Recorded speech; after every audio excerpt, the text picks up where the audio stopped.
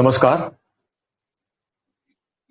पूज्यपाद गुरुमूर्ति श्री जनार्दन स्वामी महाराज द्वारा स्थापित जनार्दन स्वामी योगाभ्यास मंडल द्वारा आयोजित निरोगत्व के लिए योग परिचय इस ऑनलाइन योग वर्ग में आप सभी योग प्रेमियों का मैं हार्दिक स्वागत करता हूं, जो अलग अलग जगहों से, अलग अलग शहरों से जुड़ रहे हैं और गत 3 दिनों से लगातार इस वर्ग में शामिल हो रहे हैं।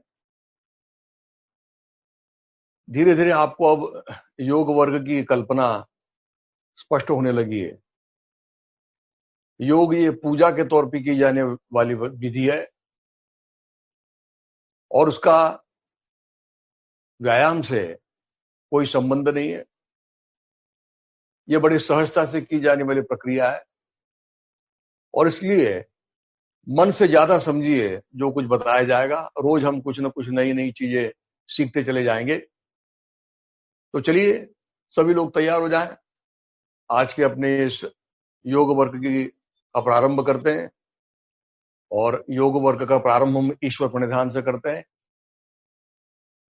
तो चलिए सभी लोग सुखासन में बैठ जाएं, हाथ नमस्कार में ले लें,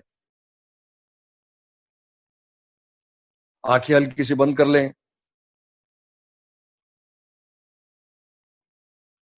और जो कुछ अभी बताया जाएगा उसको दोहराने की कोशिश करेंगे।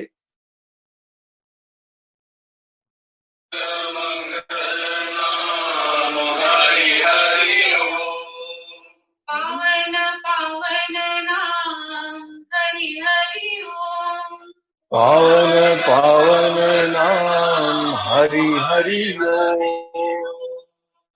मधुर मधुर नाम हरि हरि ओम।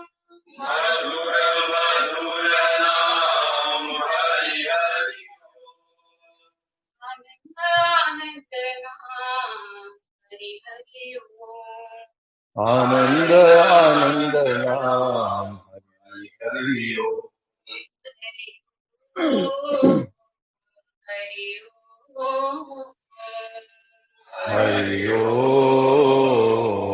हरि ओम हरि ओम हरि ओम हरि ओम हरि ओम हरि ओम। शक्तिदाता युक्तिदाता हरि हरि ओम। शक्तिदाता युक्तिदाता हरि हरि ओम। मुक्तिदाता मुक्तिदाता हरि हरि ओम। भक्तिदाता मुक्तिदाता हरि हरि ओम।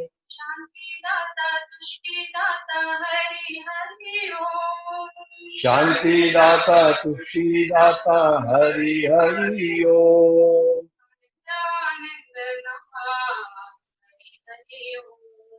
आनंद आनंद नाम हरि हरि ओम।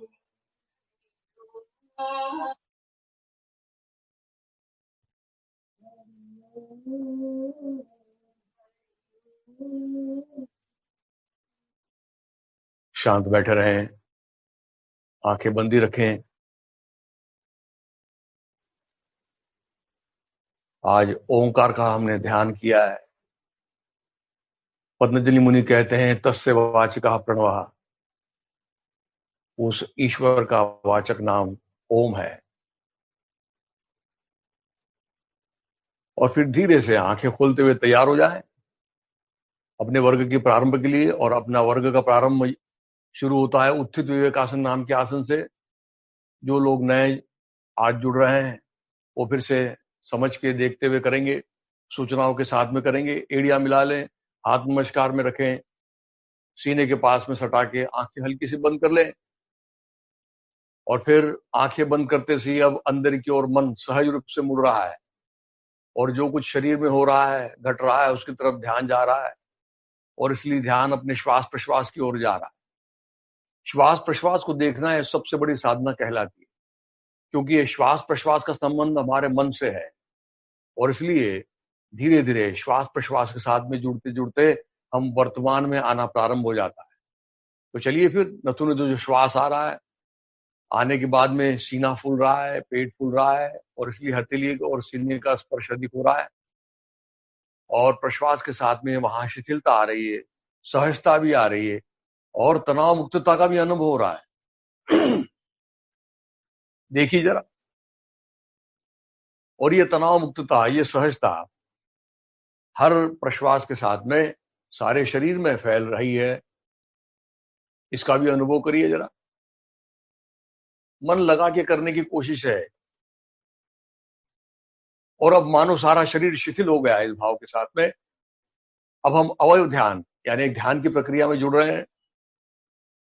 तो अपने शरीर के अंतस्थ इंद्रियों का अवलोकन करना है, वो हिस्सा मेरा है ऐसा अनुभव में आने देना है, और आने के बाद में उसको और अधिक कैसे शिथिल छोड़ सकते हो देखना है। तो चलिए, संपूर्ण मस्तिष्क याद कर लीजिए। शीर्ष भाग, दाहिनी ओर का हिस्सा, बाईं ओर का हिस्सा, पार्श्व भाग, संपूर्ण मस्तिष्क अंदर से बाहर से देखते हुए उसको शिथिल छोड़ दें। संपूर्ण कपाल अंदर बाहर से शिथिल, और इसलिए कपाल पर कोई शिकन नहीं। दोनों भवों में विशेष रूप से अंतर्बाह्य शिथिल छोड़ रहे हैं, क्योंकि यहाँ तनाव ज्यादा बना रहता है। भूमध्य शिथिल, दोनों कनपटे, आंख और कान के ऊपर का हिस्सा, यहाँ भी तनाव ज्यादा दिखाई पड़ता है, उसको ढीला छोड़िए। आंखों को अंदर से पुतलियों के साथ में शिथिल छोड़ दीजिए। पलकों का अर्धगोलाकार स्पर्श देखें। दोनों कानों को बाह्यता देखते हुए अंदर की ओर जाते हुए गलत उसकी अनुभूति लीजिए। नथुने से अंदर की ओर जाते हुए जीवा के मूल तक देखने की चेष्टा करें, और वहीं से फिर जीवा, दंत पंक्तियां, ओठों का अर्धगोलाकार स्पर्श देख रहे हैं। फिर दोनों गालों को अंदर बाहर से देखा है, उसको बिल्कुल ढीला छोड़ दिया है, और ढीला छोड़ने का परिणाम ये हो रहा है कि गाल ऐसे नीचे लटकते हुए अनुभव में आ रहे हैं। और फिर हनु से लेकर कनपट तक का हिस्सा देखते हुए संपूर्ण चेहरा अंतर्बाह्य शिथिल छोड़ दिया है। गला कंठ के साथ शिथिल छोड़ रहे हैं। संपूर्ण गर्दन सारे स्नायु पुंजों के साथ में देखी है। संपूर्ण रीढ़ का अवलोकन कर रहे हैं, गर्दन से लेके पुट्ठे तक, मानो हर कटेरू से उसको शिथिल छोड़ रहे हैं। और फिर स्कंद वलय से कटीर वलय तक संपूर्ण पृष्ठभाग यानी पीठ का हिस्सा देखा है। दोनों बगलों से दोनों कमर तक का हिस्सा देख रहे हैं। दोनों हाथों को कंधों से बिल्कुल ढीला छोड़ दिया है, और इसलिए दंड, कोहनिया, प्रकोष्ठ, हाथों के तलवे, तलवों का स्पर्श देखते हुए अब संपूर्ण सीना आड़े में, खड़े में, अंदर से बाहर से सारे अवयवों के साथ में उसको शिथिल छोड़ रहे हैं, और पहुंच गए अब नाभि कंध के पास, और नाभि कंधों को अंदर तक शिथिल छोड़ रहे हैं। नाभि को पीठ तक अनुभव कर रहे हैं, और फिर वहीं से संपूर्ण पेट गोलाकार रूप में देख रहे हैं अंतर्बाह्य, और उसको शिथिल छोड़ते हुए दोनों पुट्ठों के जोड़ के पास आ गए। दोनों पुट्ठे, दोनों जंघाएं, दोनों घुटने, दोनों पिंडलियां, दोनों टखने, दोनों एड़ियों का अर्धगोलाकार स्पर्श देख रहे हैं, तलवों का स्पर्श देख रहे हैं, और ऐसे सारे शरीर को सर से लेकर पैर तक देख लिया है। दोनों तलपाओं पर सारा शरीर स्थिर हो रहा है, मन शांत हो रहा है, और ऐसी प्रसन्न अवस्था में पूज्यपाद गुरुमूर्ति श्री जनार्दन स्वयं महाराज की मानो विग्रह मूर्ति हमारे आंखों के सामने हमने प्रकट की है, और उनके चरण कमलों में एक संकल्प अर्पण करने जा रहे हैं, जो आपको मनी मन कहना है। मैं कहूंगा उसको केवल आपको बिना ओठ खोले मनी मन कहना है कि हे स्वामी जी, जीवन में समाधान, सुख और निरोगी अवस्था प्राप्त होने के लिए यथाशक्ति क्यों न हो, किंतु निरंतर योगाभ्यास कर पाऊं, ऐसी प्रेरणा तथा बल प्रदान कीजिए। मनी मन टिकाया माथा, मनी मन उठाया है, और मन की आंखें खोलते हुए यही तो हमारे स्वामी जी का संदेश है। समाधानाय सौख्याय निरोगत्वाय जीवने योगमेवाभ्यसेत प्राज्ञः यथाशक्ति निरंतरम। और अब स्वामी जी के अपने इष्ट देवता के मुख कमल का दर्शन कर रहे हैं, और अब उनके चरणों में योग गुरु स्तवन कहने जा रहे हैं, अर्पण करने जा रहे हैं। अब एक एक पंक्ति कही जाएगी, उसको खुले आवाज में दोहराना है। चलिए। गुरुर्ब्रह्मा गुरुर्विष्णु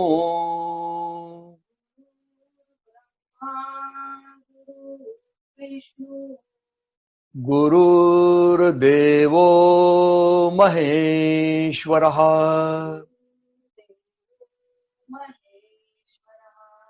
गुरुः साक्षात् परब्रह्म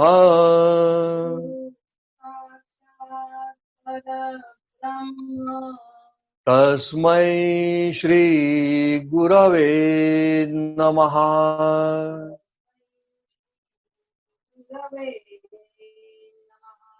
कृष्णाय वासुदेवाय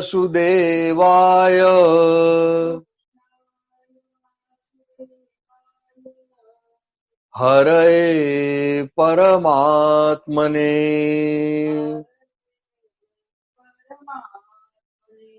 प्रणतक्लेशनाशाय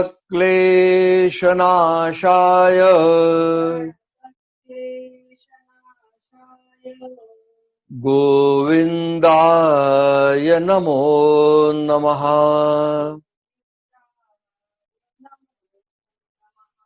गोविन्दाय नमो नमः।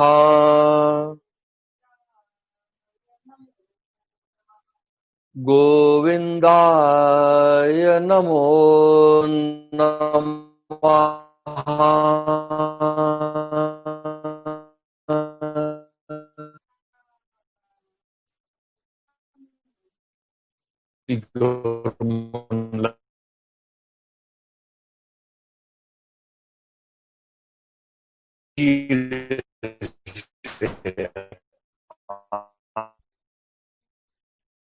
और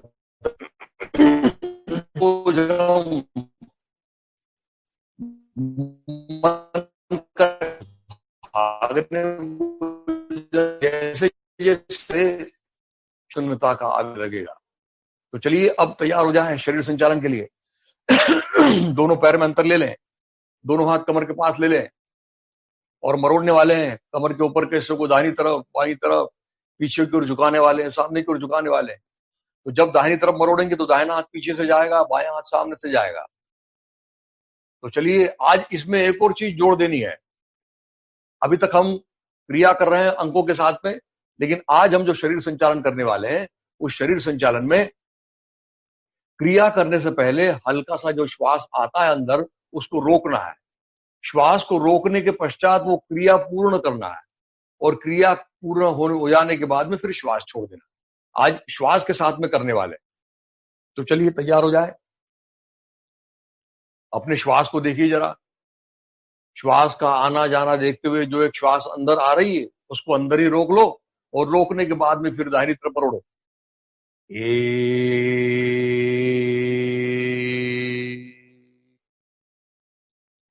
अब श्वास छोड़ दो और श्वास छोड़ने के बाद में अब अच्छी तरह से मरोड़िए जरा। गर्दन को, कंधे को अच्छा ढकेलो पीछे की ओर, ताकि दाहिने हाथ की जो बड़ी हड्डी है वो बड़ी हड्डी रीढ़ से लग जाए।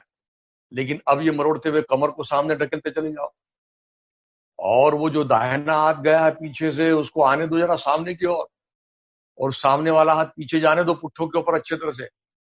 और ये मरोड़ देने के बाद में जरा रुकी वहां पर। जो कुछ भी हमने प्रयत्न किए हैं वो प्रयत्नों को यहां आप गिरा दीजिए, उस प्रयत्न में शिथिलता आने दीजिए, तब वो आसन कहलाएगा। और फिर ऐसा देखने के बाद धीरे धीरे वापस आ जाइए। दो,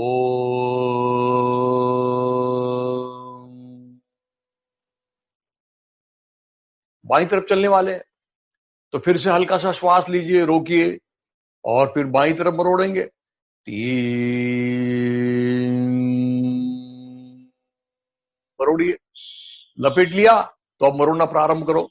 कमर का हिस्सा, पीठ का हिस्सा, कंधों का हिस्सा, गर्दन का हिस्सा और मरोड़ते जाओ। और कमर की तरफ विशेष ध्यान दो। कमर को सामने सामने ढकेलते जाओ, गर्दन कंधे को पीछे पीछे ढकेलते जाओ। और फिर कुछ क्षण रुकने के बाद अंदर झांकिए जरा क्या हो रहा है, कहां कहां उसका परिणाम हो रहा है। वो देखने के पश्चात फिर हल्का सा जो श्वास आ रहा है उसको लीजिए, रोकिए और फिर वापस आइए। 4।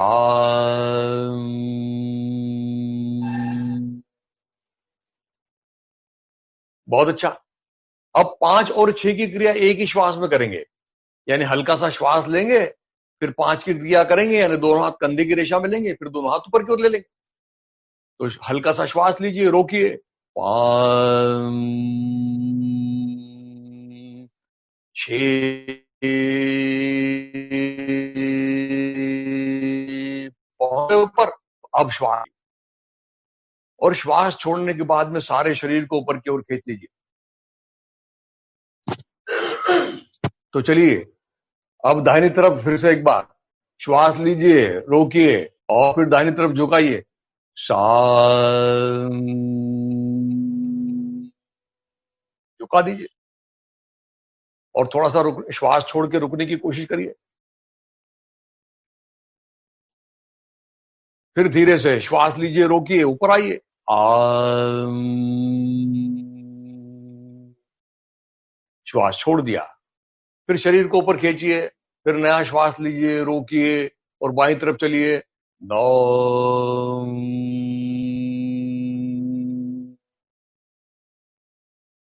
श्वास छोड़ दीजिए। और श्वास छोड़ने का परिणाम देखिए क्या होता है। श्वास छोड़ा, शरीर अपने आप ढीले होने लगता है, और अब अपने आप नीचे की ओर जा रहा है। ऐसा थोड़ी देर रुकने के बाद फिर श्वास लो, रोको, और फिर वापस आ जाइए। 10, श्वास छोड़ दीजिए। फिर से श्वास लीजिए, रोकिए, और फिर पीछे की ओर जाइए। 11, जाइए पीछे की ओर। अब धीरे से श्वास छोड़ दीजिए। हाथ कान से अलग नहीं होंगे, जरा देख लीजिए। पुट्ठों को अच्छा सामने ढकेला है। हल्का सा श्वास लो, रोको, वापस आ जाओ। 12, श्वास छोड़ दो। यानी हर क्रिया में श्वास लेना है, फिर जाना है, और क्रिया पूर्ण होने के बाद श्वास छोड़ देना है। लेकिन अब ये 13 की जो प्रक्रिया हम करने वाले हैं, उस 13 की प्रक्रिया में श्वास छोड़ते हुए आना है नीचे की ओर। तो चलिए, श्वास छोड़ते हुए नीचे की ओर। 13,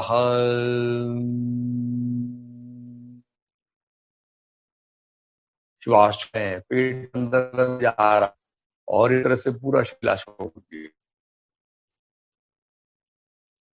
और बने रहे इस तरह। देखना मस्तिष्क में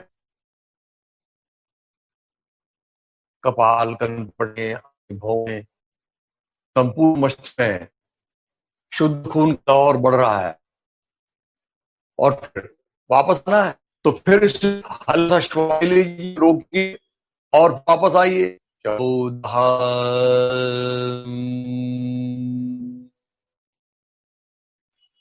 श्वास छोड़ दीजिए। फिर शरीर को ऊपर खींच लीजिए, फिर नया श्वास लो, रोको, और फिर 15 और 16 की क्रिया। 15, 16,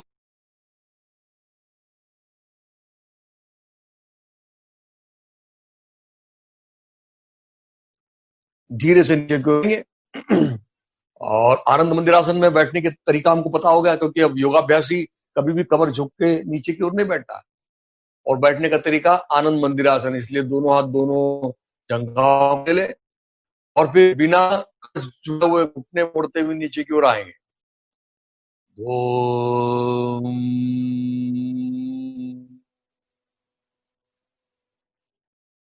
बहुत अच्छा। दोनों पैर मिला लीजिए, दोनों हाथ से दोनों घुटनों को पकड़ लीजिए, और अब मुस्कान आते हुए की करिए।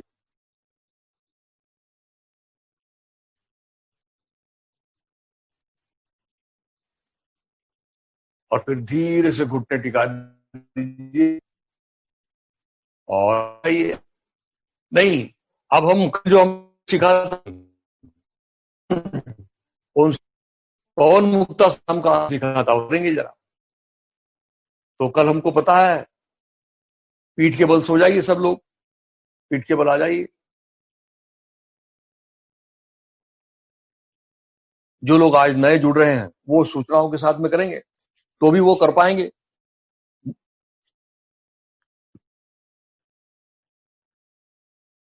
पूरा मन कान में डालिए, ताकि जो सूचना है वो पूरी तरह से अच्छी तरह से सुन सके। एड़िया मिला लें, अंगूठे मिला लें, दंड कान से लगा लें, और फिर दाहिने पैर से शुरुआत करने वाले हैं। दाहिने पैर को थोड़ा सा ऊपर उठाएंगे, यानी 45 डिग्री तक, और फिर उसी पैर को 90 अंश तक उठाएंगे। तो चलिए, तैयार। एक, दाहिने पैर को थोड़ा सा ऊपर उठाइए, अंगूठा दिखने दीजिए, और अब पेट में उसका असर जा रहा है। 2, ऊपर आने दीजिए। कितना ऊपर आया है महत्वपूर्ण नहीं है, घुटने से पैर सीधा है क्या ये महत्वपूर्ण है, टखनों से पैर अपनी तरफ है क्या। और फिर अब उसका जो परिणाम जा रहा है पेट में, उसको देख रहे हैं। दाहिनी तरफ से शुरुआत करने का कारण यह है कि हमेशा दाहिने पैर से, क्योंकि दाहिनी तरफ हमारा बड़ी आंत होती है और उस बड़ी आंत में ही सारा मल संचित रहता है। और फिर 3 में धीरे से घुटने मोड़ते हुए जंघा के ऊपर दोनों हाथ से पकड़ के दबाना है। 3, जंघा को अच्छी तरह से अंदर की ओर लीजिए, बाईं तरफ अंदर, और दबाइए।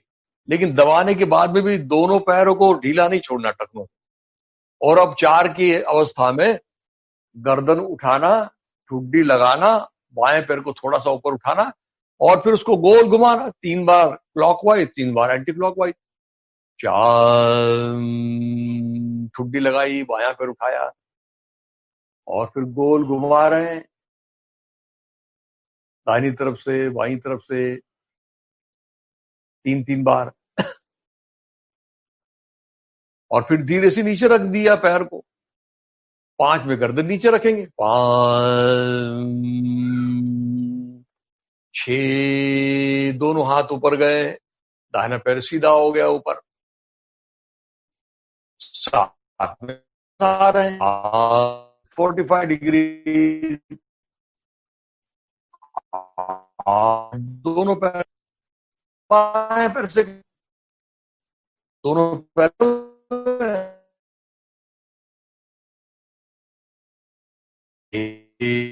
अब अंदर से हमको चाहिए 2, ऊपर तक आना है, लेकिन जितना उतना है।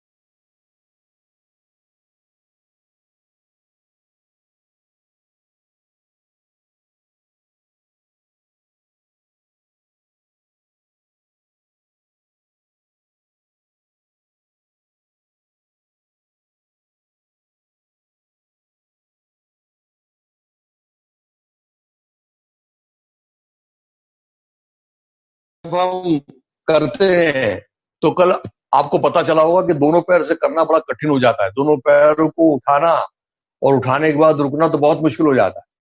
तो आज क्या करेंगे, हम एक थोड़ी सी नई पद्धति इसमें जोड़ देंगे कि दोनों पैर उठाने से पहले अपने गुरुद्वार और मूत्र मार्ग का थोड़ा सा संकोच करेंगे मानसिक रूप से, और फिर दोनों पैरों को उठाने की कोशिश करेंगे। ये गुरुद्वार और मूत्र मार्ग का संकोच करना, इसको योग की भाषा में मूल बंध कहते हैं। तो चलिए इसको करके देखते हैं ताकि ये दोनों पैर उठाना आसान हो जाए। चलिए हल्का सा अपने गुरुद्वार और मूत्र मार्ग का संकोच करें और फिर दोनों पैरों को उठाएं। 1, 2, ऊपर की ओर। अब 3 में धीरे धीरे घुटने मोड़ना है और उसी के साथ में गर्दन को भी ऊपर लाना है। 3, घुटने मोड़ो और फिर ठुड्डी लगा के रखो दोनों घुटनों के बीच में। और फिर अब दाएं बाएं डोलने वाले हैं। 4, थोड़ा सा दाहिनी तरफ सीधे, थोड़ा सा बाईं तरफ सीधे, दाहिनी तरफ सीधे, बाईं तरफ सीधे, दाहिनी तरफ सीधे, बाईं तरफ सीधे। बहुत अच्छा। अब उसी तरह से आगे पीछे डोलेंगे। 5, आगे पीछे, आगे पीछे। ये अच्छा आना चाहिए हमको लुढ़कना, इसमें कंजूसी भी मत करो और पूरा प्रयत्न करो जरा। ये जिसको जितना अच्छा आ जाएगा उतना आगे आने वाले दिनों में आसनों में बड़ी सुविधा होने वाली। और फिर अब एक साथ सारे शरीर को खोलेंगे। 6, गर्दन नीचे, हाथ ऊपर, पैर सीधे। और अब फिर से अपने गुदद्वार और मूत्र मार्ग का संकोच करिए और फिर दोनों पैर को 45 नोच में लाइए। शांत, यानी मूल बंद लगा लीजिए। थोड़ी देर रुकने की कोशिश करिए। धीरे से नीचे किया, बहुत अच्छा। धीरे से बाईं करवट लेके उठ के बैठ जाएगी। आज एक और नया आसन सीखने जा रहे हैं। हम रोज आसन तो कर रहे हैं और शरीर को अभी हम धीरे धीरे आसन सीख रहे हैं, लेकिन अभी अपने शरीर की जो स्थिति है, हमारे सारे शरीर के जोड़, नस नाड़ियां खुली नहीं है, तो वो सारे शरीर को और सारे मुख्य रूप से सारे शरीर के जोड़ों को खोलने की एक प्रक्रिया है की जाती है आसनों के द्वारा, और उस आसन का नाम है आकर्ण धनुरासन। देखिए, आज हम बैठे हुए आसन की स्थिति में कर रहे हैं, तो बैठे हुए आसन की स्थिति समझ लीजिए। दोनों पैर सामने ले लिया है, दोनों पैर अंगूठे मिले हुए टखनों से अपनी तरफ ले लिया है, दोनों हाथ कमर के पास में है। ये बैठे हुए आसन की स्थिति है, ये हमको समझ लेना है। अब देखिए क्या करना है इसमें। अब इसको आप पहले देख लीजिए, फिर आपको करना है। अब एक के अंक में क्या करना है कि दाहिना हाथ बढ़ा के दाहिने हाथ से बायां पैर का अंगूठा पकड़ना है और बायां हाथ बढ़ा के बाएं हाथ से दाहिने पैर का अंगूठा पकड़ना है। देख लीजिए कैसा कर रहे हैं। एक, ये दाहिना हाथ बढ़ाया, दाहिने हाथ से बायां पैर का अंगूठा पकड़ा, ये बायां हाथ लिया और बाएं हाथ से बाएं पैर का अंगूठा, यानी क्रॉस में दाहिने से बायां पैर का अंगूठा और बाएं से दाहिने पैर का अंगूठा। अब ये बोल तो दिया है, लेकिन सबको ये जम पाएगा ऐसा नहीं दिखता है ना। बहुत से लोगों के हाथ ही नहीं पहुंच पाएंगे, तो फिर क्या करेंगे? कोई चिंता नहीं करेंगे, जितना हाथ जाएगा उतना हाथ ले लेंगे और ऊपर उसके ऊपर से बायां हाथ रख देंगे। ठीक है, अब पकड़ना तो है दाहिने पैर से बाएं पैर के अंगूठे को। अब देखो क्या करना है। दो में बाएं पैर के अंगूठे को पकड़ना है। कैसे पकड़ना है? ये तर्जनी और मध्यमा में अंगूठे को पकड़ना है आंकड़े जैसा, और पकड़ने के बाद में अब ये बाएं पैर का अंगूठा दाहिने कान की तरफ उठा के लाना है। देखिए, ये उठा रहे हैं और उठा के अपने कान की तरफ लाने की कोशिश कर रहे हैं, मानो कोई तीर चला रहा है। ये कोहनी पीछे पीछे जा रही है, गर्दन सीधी है और अंगूठा कान के पास में आ रहा है। हमको जितना जमेगा उतना करने की कोशिश करेंगे और इसमें जरा रुकने की कोशिश करेंगे तो आपको पता चलेगा कि कहां कहां उसका परिणाम हो रहा है। फिर धीरे से उसको सीधा कर लेंगे। 3, सीधा कर दिया। 4, दोनों हाथ बाजू में ले लिए। ये दिखने में फिर से बड़ा आसान है, लेकिन जब आप करेंगे तब आपको पता चलेगा। अब पहले हमने दाहिना हाथ लिया था और दूसरी बार बायां हाथ लेंगे, तो देखिए बाएं हाथ से बायां हाथ लिया, बाएं से दाहिना पैर, दाहिने हाथ से बायां पैर पकड़ लिया। अब पहले जो है उसको पकड़ना है और पकड़ के फिर लाना है, यानी दाहिने पैर के अंगूठे को बाएं कान की तरफ ला रहे हैं और जैसे हम तीर चलाते वैसे हमारी स्थिति होनी चाहिए, मानो कहीं निशाना लगा रहे हैं, और पीठ रीढ़ सीधी रखते हुए इसमें रुकने की कोशिश करना है। तो इसमें आपको पता चलेगा कि जंघा के जोड़, घुटने के जोड़, टखने के जोड़, कंधों के जोड़, कोहनियों के जोड़, रीढ़ में, सारे जोड़ों में उसका असर होता है। 3, धीरे से सीधा कर दिया। 4, दोनों हाथ निकाल लिए। तो सारे जोड़ों को खुला भी करना, मजबूत भी बनाना और निर्दोष बनाना। तो चलिए इसको कर लेते हैं। आप भी आ जाइए जरा, दोनों पैर सामने सीधे कर लीजिए। जैसे जैसे सूचना देते चले जाऊंगा वैसे करते चले जाइए, सबको आएगा, है ना। दोनों हाथ कमर के पास में रख लीजिए, दोनों पैर टखनों से अपने तरफ ले लीजिए। अब चलिए दाहिना हाथ बढ़ाइए और दाहिने हाथ से बायां पैर का अंगूठा पकड़ने की कोशिश करिए। नहीं आया है तो ऐसे रख दीजिए, ऊपर ही रहने दीजिए। बायां हाथ बढ़ा लीजिए, बाएं से दाहिने पैर का अंगूठा। जो पहले दाहिना हाथ लिया उसमें बायां पैर का अंगूठा आएगा। अब बहुत से लोगों को पकड़ में नहीं आ रहा है, तो हाथ से अगर अंगूठा नहीं पकड़ में आ रहा है तो अब बाएं पैर मोड़ और मोड़ के उसको पकड़ लो। पकड़ लिया तो अच्छा है। अच्छे ही उंगली लो, पकड़ने के बाद इसको अब जाइए अपने कान की तरफ, दो उठाइए जरा। उठता है क्या? जरा ढंग से कि जरा देखो, जितना आया है उसमें रुको जरा, कि जरा देखो तो सही कहां असर हो रहा है।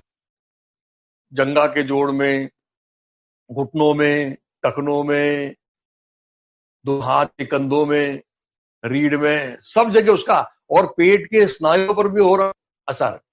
तीन ऐसा कर ली। चार, दोनों हाथ निकलिए।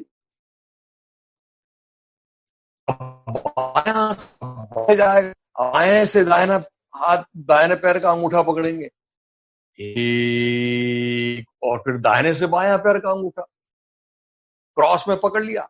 अब फिर से पकड़ में नहीं आ रहा है तो हमने ऐसा कर लिया, लेकिन अब बाएं से पकड़ना है दाहिने पैर का अंगूठा, तो दाहिने पैर को मोड़ो, उसको पकड़ो और पकड़ के जरा लाओ बाएं कान की तरफ। तीन, उठाओ जरा, उठ सकता है कि जरा?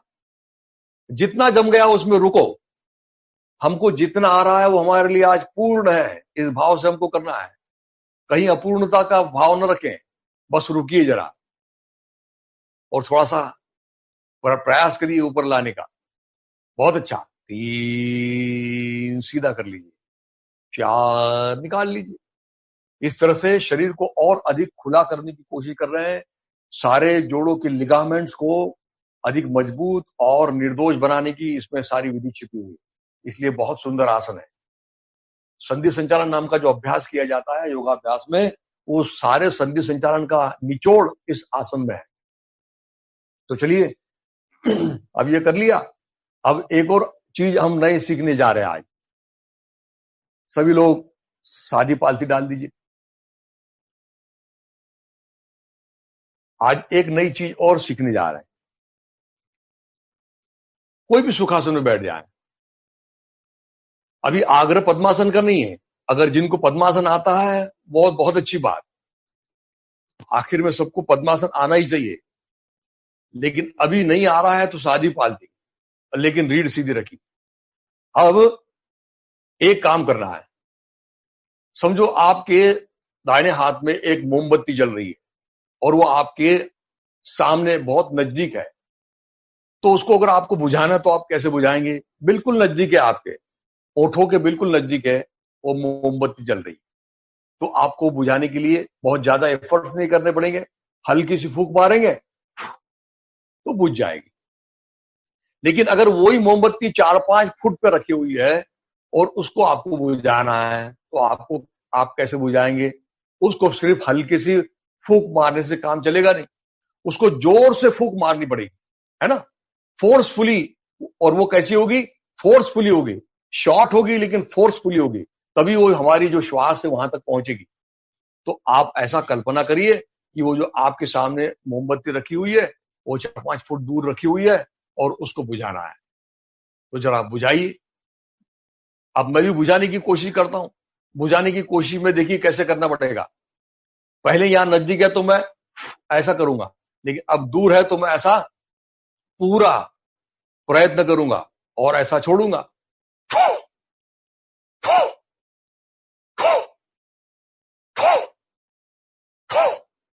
तो जरा करिए, इसको जरा करिए, बुझाने की कोशिश करिए, जोर से श्वास छोड़िए जरा।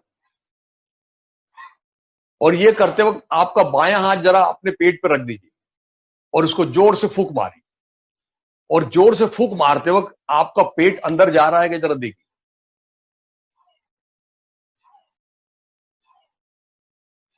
जा रहा है? बहुत अच्छा।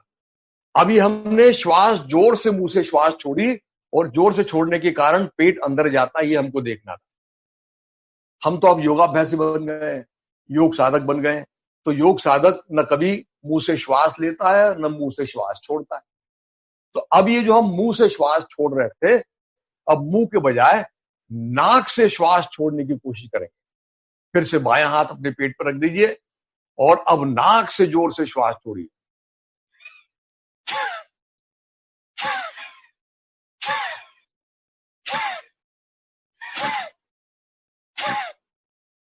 पेट झटके से अंदर की ओर खींचिए और फोर्सफुली नाक से श्वास छोड़िए।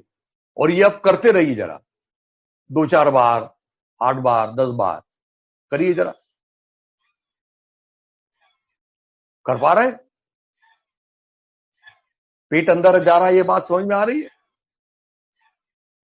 बहुत अच्छा। तो यही चीज हमको करना है। और अब फिर से एक बार, अब आंखें बंद कर लीजिए। अब दोनों हाथ से दोनों घुटनों को पकड़ लीजिए और दोनों घुटनों को पकड़ने के बाद में जोर जोर से श्वास छोड़ना है नाक से, पेट को अंदर लेते हुए। और ऐसा 11 बार करना है। और 11 बार करने के बाद में आंखें बंद ही रखना है। चलिए, होठ बंद कर लीजिए, श्वास लीजिए और श्वास छोड़ते हुए प्रारंभ करें।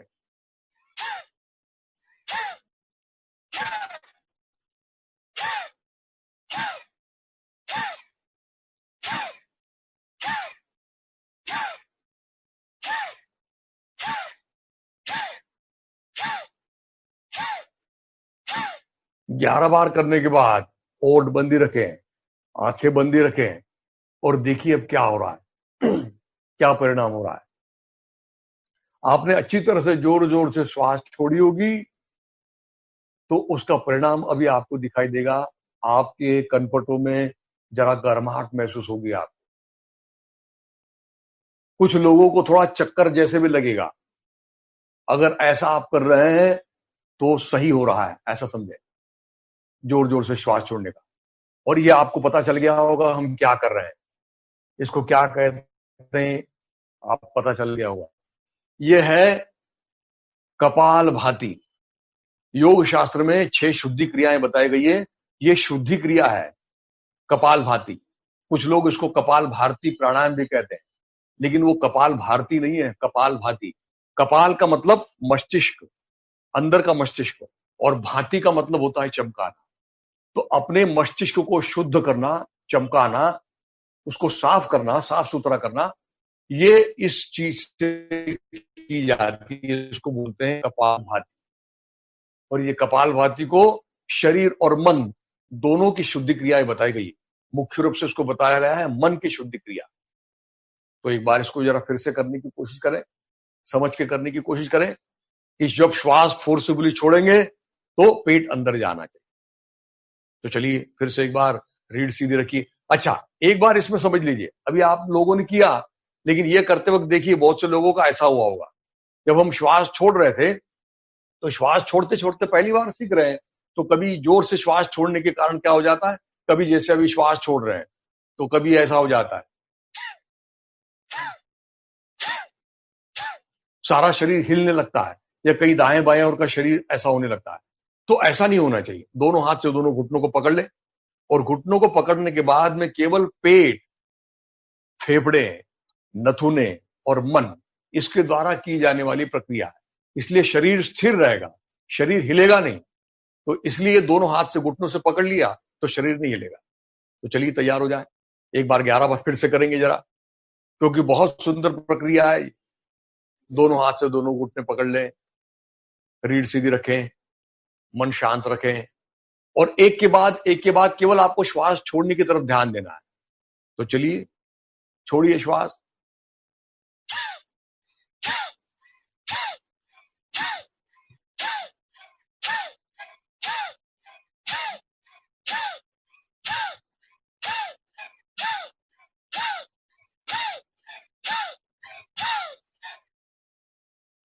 शांत हो जाए। फिर से आंखें बंद रखें और देखिए, कुछ देर तक कपालभाति करने के बाद श्वास अंदर आता नहीं, थोड़ी देर के बाद आता है। और ये अब जो प्रक्रिया की है उसके कारण आपके लंग्स साफ हो जाते हैं, शरीर की शुद्धि तो होती है, लेकिन सबसे महत्वपूर्ण चीज ये करते हुए हमको ध्यान रखना है कि अभी कोरोना का मौसम चल रहा है, तो ये करते वक्त अपने आजू बाजू में कोई रहना नहीं चाहिए, है ना। अपने श्वास जो हम कर रहे हैं, प्रश्वास कर रहे हैं, वो कहीं दूसरों तक नहीं पहुंचे, इसकी खबरदारी हमको लेना है। बहुत अच्छा।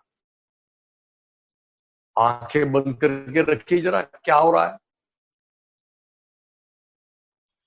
परिणाम उसका क्या हो रहा है? देखिए, श्वास हम छोड़ रहे हैं जोर से, लेकिन श्वास नाक से छोड़ने के बावजूद एक जेट की तरह एक उसकी गति तैयार हो जाती है, और वो गति का परिणाम हमारा सामने में है, हमारे कपाल के हिस्से में उसका परिणाम होता है। और देखिए, ये करने के बाद मन शांत हो रहा है।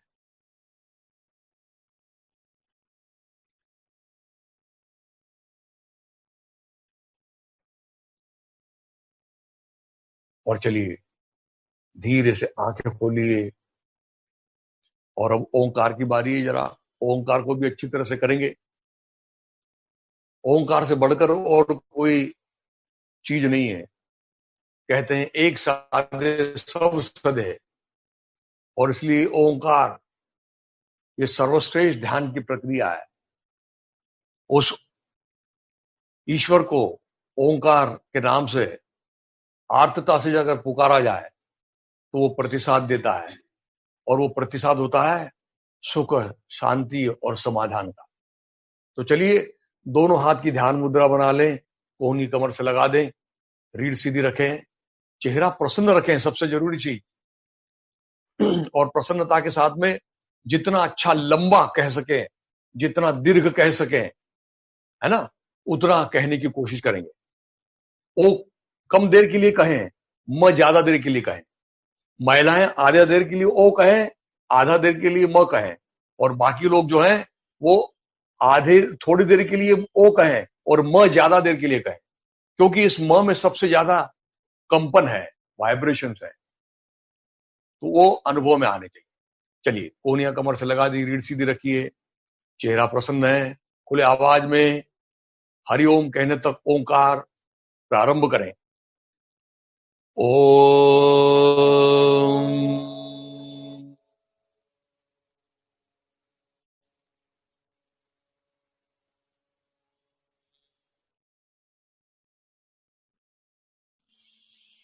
ओम।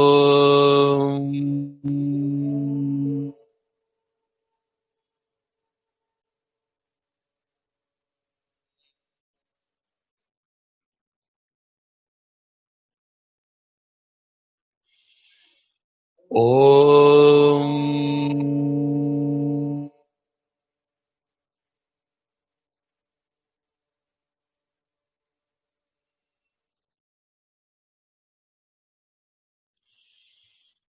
ओम।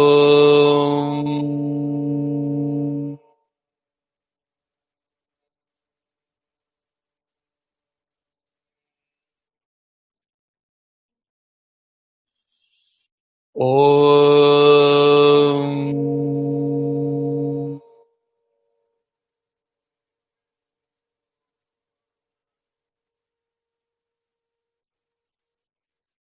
हरि ओम।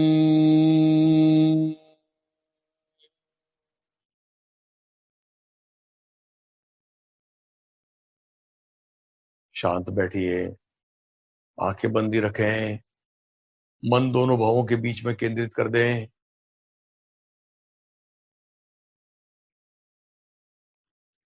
ओंकार के कारण जो कंपन हुए उसका अनुभव मस्तिष्क में होने दीजिए जरा।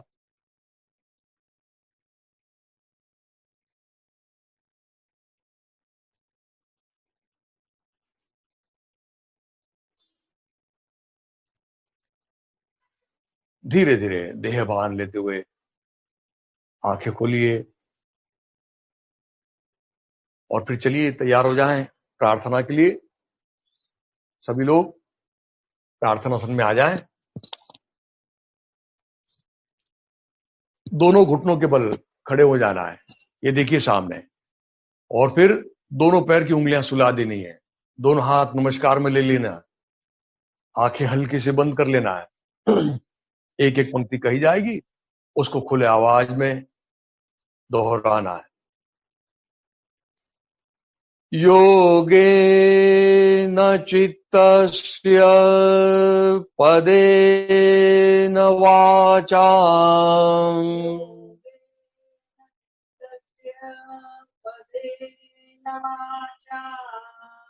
मलं शरीरस्य च वैद्यकेन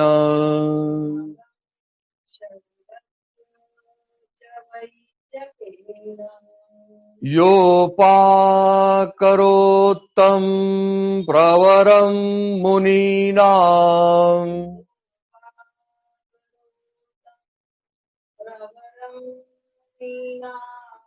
पतञ्जलिं प्राञ्जलिरानतोऽस्मि।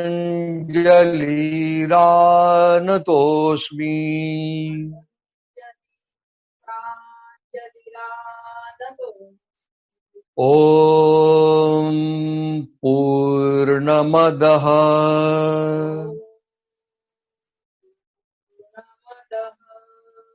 पूर्णमिदं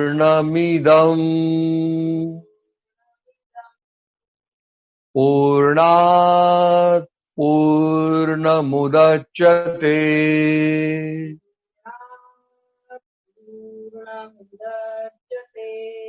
पूर्णस्य पूर्णमादाय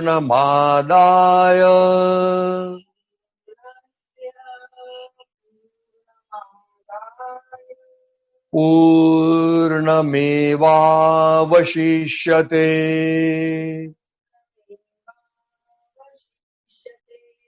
ॐ शान्ति शान्ति शान्तिः।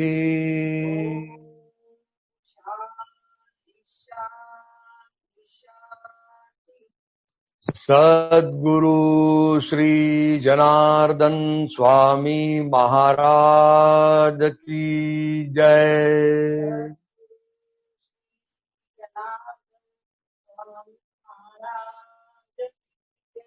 धीरे से हाथ पीछे गुरु बांध लें, एड़ियों पे बैठ जाएं, माथा सामने टिका दें।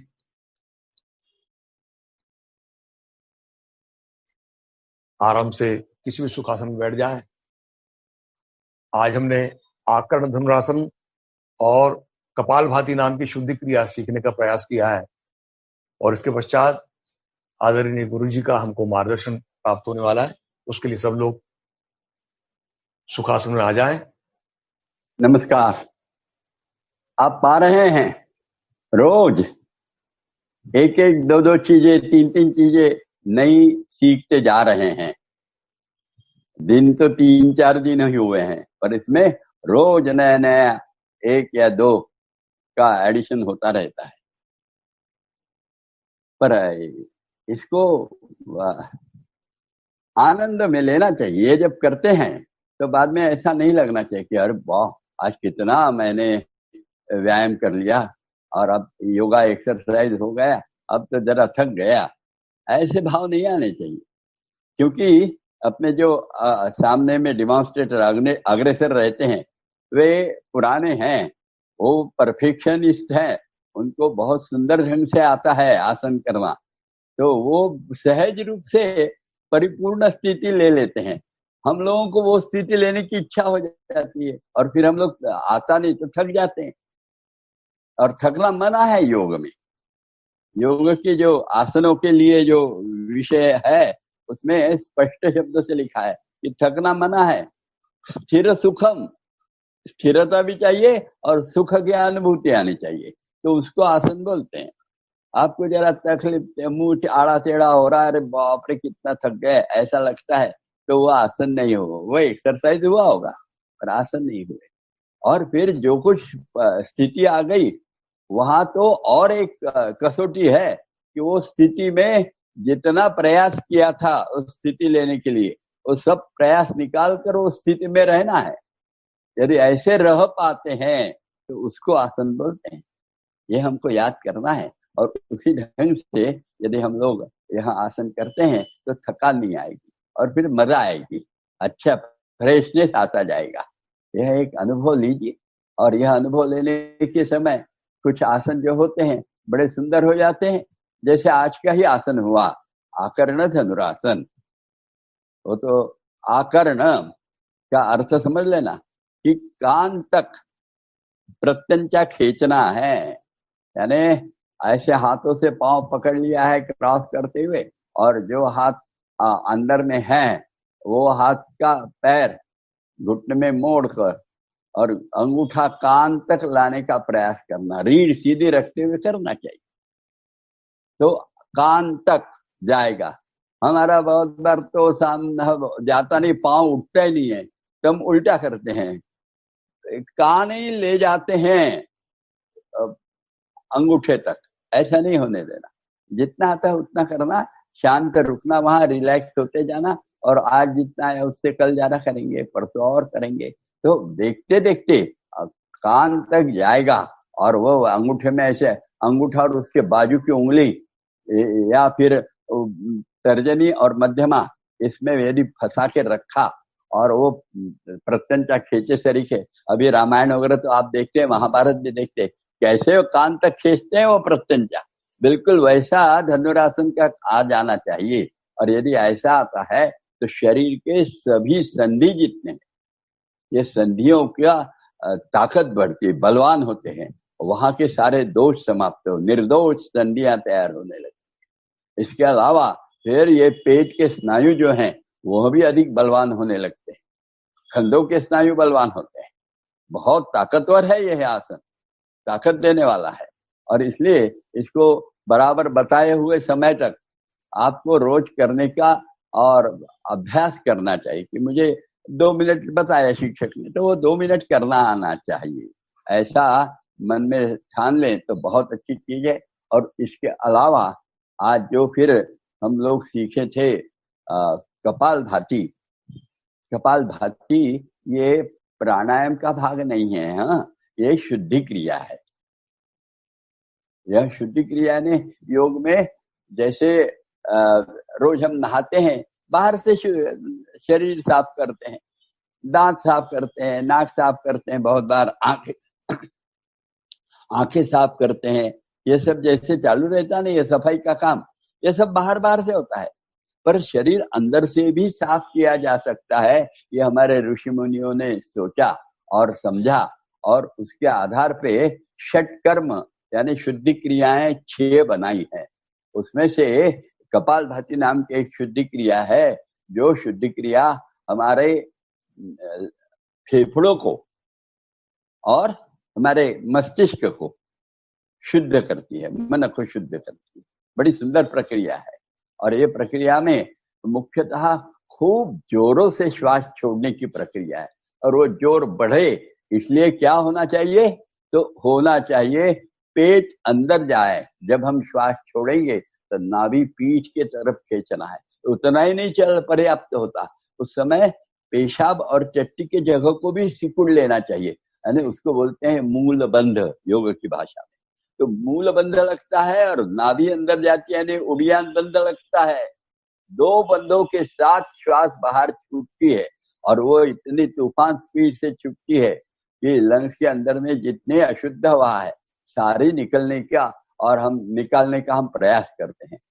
एक 36 करोड़ और अपने यहाँ वायु कोश है लंग्स में, फेफड़ों में, और ये 36 करोड़ वायु कोश का काम क्या है, तो हमने जो श्वास लिया वो वायु कोश में गया, उसमें जो प्राण वायु है वो प्राण वायु अपने अशुद्ध रक्त वाहिनी जो उसके पास नहीं बिल्कुल आई है उसमें चला जाता है, और अशुद्ध रक्त वाहिनी का जो कार्बन डाइऑक्साइड है वो लंग्स में आता है, और हम प्रश्वास के साथ उसको बाहर छोड़ते हैं। यानी रक्त शुद्धिकरण का यह सर्वश्रेष्ठ जो जगह है वो 36 करोड़ है हमारे पास, पर हम उसका सबका उपयोग नहीं करते, और इसलिए बड़े दुर्बल रहते हैं। थोड़ा भी जीना चढ़ने को बताया तो पाँव में क्या गोले आते हैं, दम फूल जाता है, ये सब होने लगता है।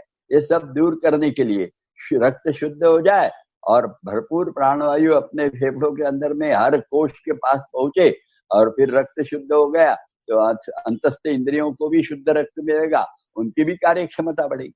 और ये सब करते समय ये जोर से जो हम श्वास छोड़ते हैं तो अपने मस्तिष्क के जो भ्रूमध्य का भाग है ना, भ्रूमध्य अभी आपको बताया कि वहां मन लगाओ, तो दोनों भावों के बीच में जो जगह है जिसको आज्ञा चक्र भी कहते हैं योग की भाषा में, तो वहां अपने मन के कुछ केंद्र हैं ऐसा कहा जाता है। निश्चयात्मक बुद्धि वगैरह के जो भाग है, भावना के अनावश्यक क्षोभ ना हो इसलिए जो केंद्र है वो सारे वहां है। यहाँ से जब जोर प्राप्त होता है और उसका काम सुधरता है और इसलिए मन प्रसन्न होने लगता है, मन शुद्ध होता है, मन शांत होने लगता है, ये सब वहां होने लगता है और वो हो गया तो मन शुद्ध हो जाए। यह भाव मन की शुद्धि क्रिया होने लगती है और यह मन की शुद्धि क्रिया है, हमको याद करना है। अब आगे कल या परसों में प्राणायाम आएगा। प्राणायाम के पहले यह एक सीढ़ी है प्राणायाम के और दूसरे पादान पे जाने के लिए। ये बड़ी सुंदर सीढ़ी है कपालभाति नाम की, इसको हम कपालभाति समझे और वह बढ़िया होनी चाहिए, बहुत सुंदर आवाज आना चाहिए। आजकल ये मशीन के कारण आवाज सही आते नहीं है, पर जोर से मेटालिक साउंड आना चाहिए। ऐसा जब हम नाक साफ करते हैं उस समय का आवाज नहीं आना चाहिए, इसकी तरफ हम लोग ख्याल दें। यदि यह ख्याल देते हैं तो बहुत अच्छा हो जाएगा। कपालभाति में चेहरा आड़ा टेढ़ा है, मन कैसे शांत हुआ है, इसकी अनुभूति रोज ले। केवल कहना है, कहने वाले सिखाने वाले बोलते हैं इसलिए होता है, ऐसा नहीं है। हमको अनुभूति लेना है। योग में तो यही है, मराठी में कहते हैं ना, बाप दाखो नहीं तो श्राद्ध कर। योग में जो जो बताया है उसकी अनुभूति हर एक को आना चाहिए, यह आवश्यकता है, यह जरूर समझे। और यह दो प्रयोग अच्छे ढंग से सीखे, जैसे आकर्ण धनुरासन और कपालभाति अच्छे सीखते हैं, जीवन में एक नए स्वास्थ्य की और कुंजी हमको प्राप्त हो गई है, ऐसा कह सकते हैं। आज यही रुक जाए।